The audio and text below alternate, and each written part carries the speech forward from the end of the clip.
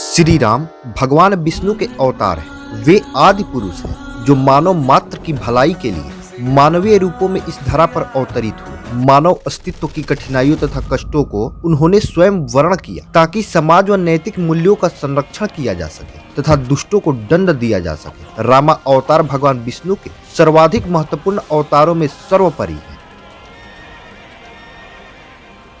गोस्वामी तुलसीदास के अनुसार श्री राम नाम के दो शब्दों में रात तथा मां ताली की आवाज की तरह है, जो संदेह के पंछियों को हमसे दूर ले जाती हैं।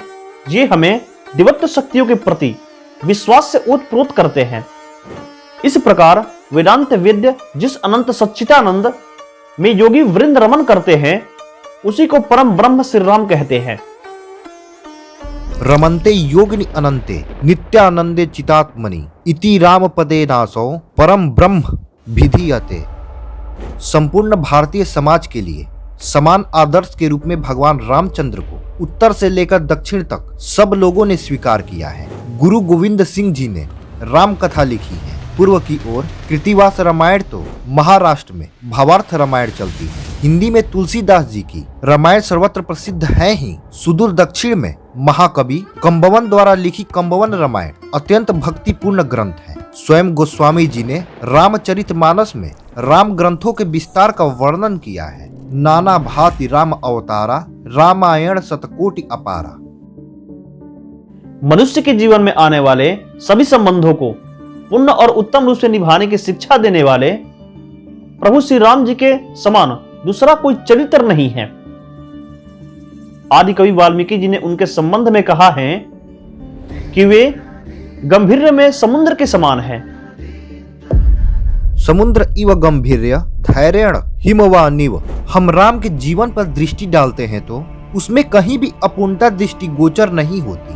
जिस समय जैसा कार्य करना चाहिए राम ने उस समय वैसा ही कार्य किया। राम रीति नीति प्रीति तथा भीति सभी जानते हैं। राम परिपूर्ण है, आदर्श है। राम ने नियम त्याग का एक आदर्श स्थापित किया है।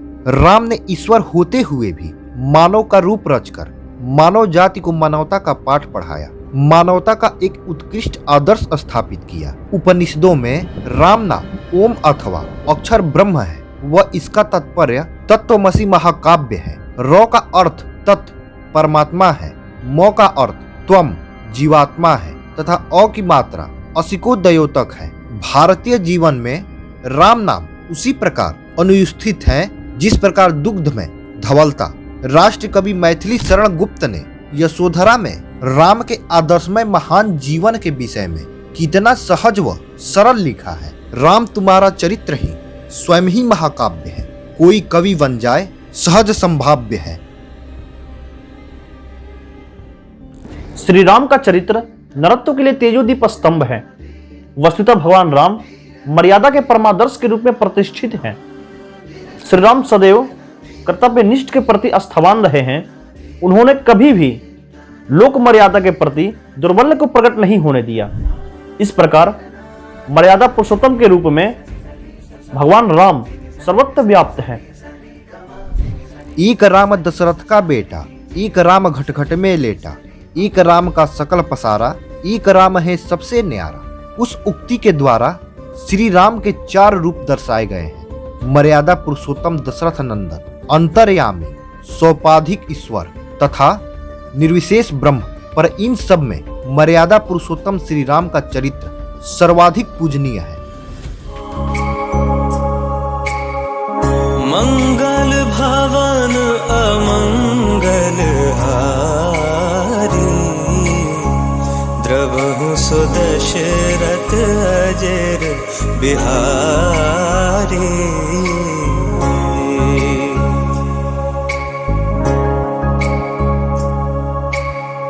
सीताराम चरित अति पावन, मधुर सरस अरु अति मन भावन।